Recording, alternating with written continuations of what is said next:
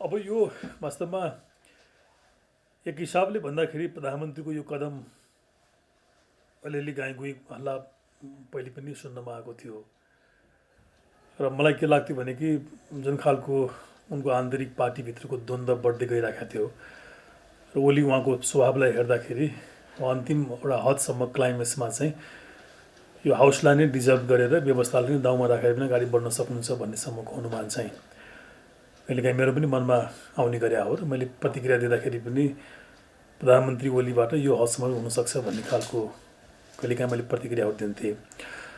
त जहाँसम्म कानुनी र संवैधानिक व्यवस्था र प्रधानमन्त्रीको अधिकारको कुरा हो, अहिलेको नेपालको संविधानमा प्रधानमन्त्रीले कुनै पनि बहानामा कुनै पनि सनकमा संसदको विघटन गर्न सक्ने अधिकार छैन। यसको पछाडि हामीसँग खास संवैधानिक पृष्ठभूमि र अभ्यास छ।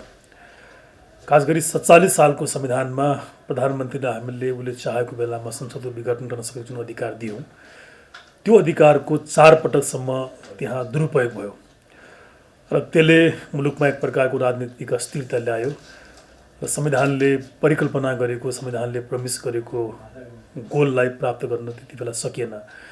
सायद त्यो सिकाइबाट होला अहिलेको संविधानमा संविधान निर्माण गर्दाखेरि संसदमा जुन सरकारले आफ्नो म्यान्डेट पाएर आउँछ उसले त्यो म्यान्डेट बमोजिम काम गरोस् र संविधान र व्यवस्थालाई बन्धकमा नराखोस्, राजनीतिक स्थायित्वमाथि उसले कुनै प्रकारको थ्रेट, कुनै प्रकारको धावा बोल्ने काम नगरोस् भन्ने अभिप्रायले हामीले के गर्यौँ भने कि संविधानमा प्रधानमन्त्रीलाई कतिपय पार्लियामेन्ट्री सिस्टममा जुन संविधानले नै दिने गर्थ्यो कि हाउस डिजोल्युसनको प्रेरोगेटिभ पावर, त्यो प्रेरोगेटिभ पावर चाहिँ संविधानमा अहिले हामीले दिएनौँ र हामीले स्पष्ट भन्यौँ कि प्रधानमन्त्रीले कुनै पनि बहानामा संविधानको कारण आधार देखाएर हाउसको विघटन गर्न सक्दैन भनेर।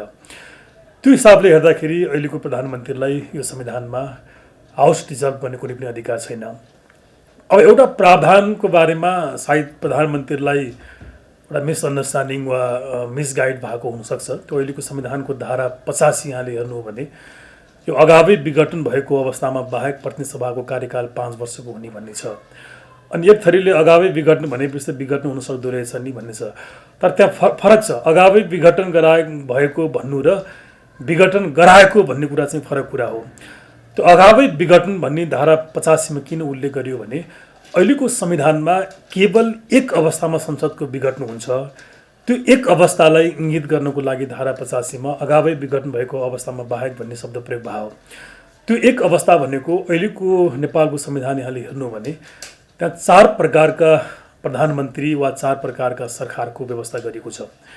एउटा सम्पूर्ण बहुमत प्राप्त व्यक्ति प्रधानमन्त्री बन्ने, जसलाई हामी बहुमतको सरकारको हामी नाम दिन सक्छौँ, त्यो एउटा। दोस्रो 2 वा 2 भन्दा बढी दलहरू मिलेर सरकार बनाउन सकिन्छ, जसलाई कोलिसन गभर्मेन्टको नाम दिन सकिन्छ। तेस्रो जुन 47 सालमा अल्पमतको सरकार भन्ने लोकप्रिय थियो, त्यो क्याटेगोरीको सरकारको परिकल्पना गरिएको छ। र चौथो चाहिँ एकजना व्यक्ति अर्थात् प्रतिनिधि सभाको सदस्यले पनि सरकार बनाउन सक्छु भनेर दाबी गर्यो भने त्यसलाई पनि मौका दिने प्रावधान पनि संविधानमा लेखेको छ।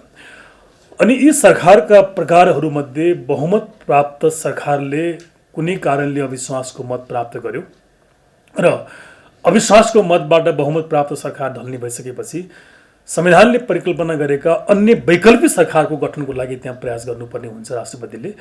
अनि त्यो कुनै पनि वैकल्पिक सरकारहरू बन्न सकेन भने त्यति बेला त्यो एउटा मात्रै अवस्था हो, त्यति बेला मात्रै संसदको विघटन हुन सक्ने भनेर संविधानमा उल्लेख गरेको छ। हो त्यसरी भएको विघटनको अवस्थालाई नै संविधानको धारा 85 मा अगावै विघटन भएको अवस्थामा बाहेक प्रतिनिधि सभाको कार्यकाल 5 वर्षको हुनेछ भन्ने उल्लेख भएको हो। तर अब अहिले त के देखियो भने कि प्रधानमन्त्री ओली स्वयं आफैमा एउटा अत्यन्त ठुलो बहुमत प्राप्त प्रधानमन्त्री हुनुहुन्थ्यो। अब उहाँले चाहिँ मलाई सरकारमा काम गर्न दिएन भन्ने खालको कुरा गर्ने ठाउँ पनि छैन।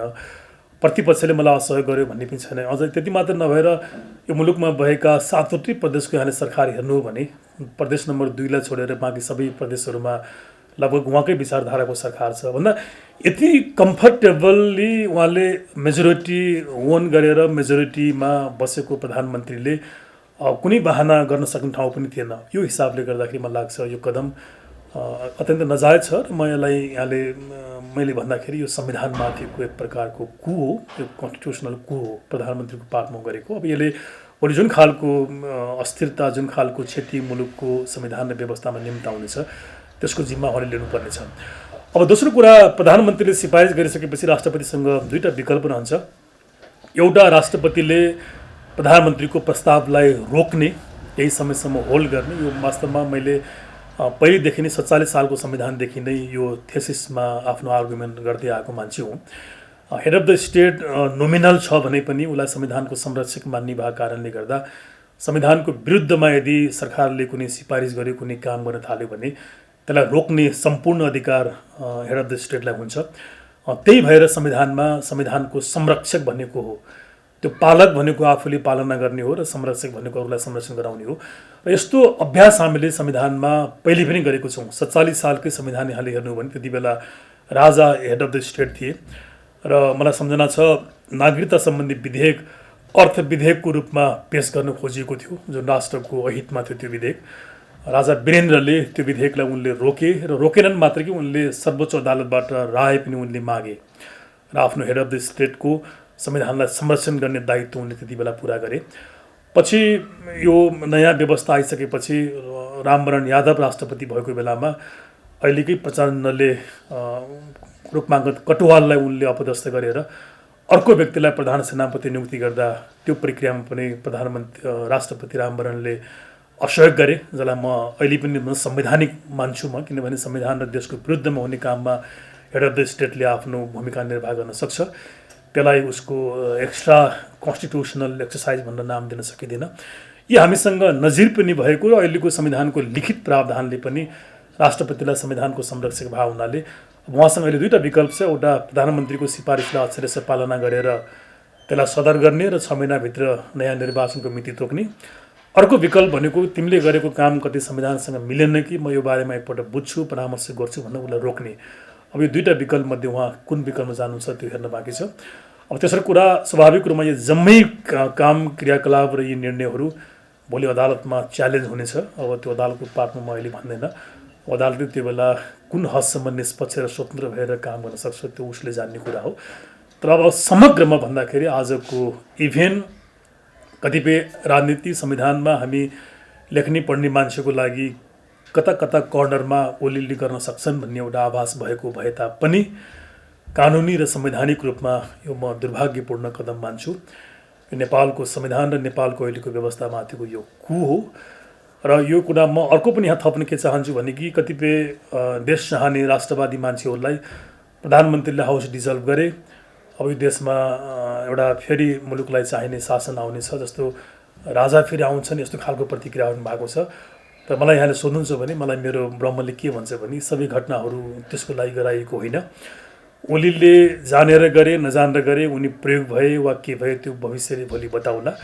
तर एउटा योजना यो मुलुकमा के बनेको देखिन्थ्यो प्रारम्भदेखि भने कि यो मुलुकलाई अस्थिरतामा राख्नको लागि यो संविधानलाई पनि धरापमा पारियो भने एक खालको अस्थिरता मुलुकमा आउनेछ र त्यसमाथि थप वैदेशिक हस्तक्षेप गर्न सकिनेछ भन्ने अभिप्राय भएको कारणले गर्दा मलाई लाग्छ आजको मुभले थप अस्थिरतातर्फ मुलुकलाई धकेल्नेछ र एक प्रकारको नयाँ वैदेशिक हस्तक्षेपलाई यसले निम्ताउनेछ। यसमा हामी खबरदारी गर्न हामीले आवश्यक छ र कुनै पनि राष्ट्रवादी शक्तिलाई त्यो ठाउँमा ल्याउने सम्भावना छैन, किनभने यहाँ विदेशीहरूको चाहना त्यो होइन।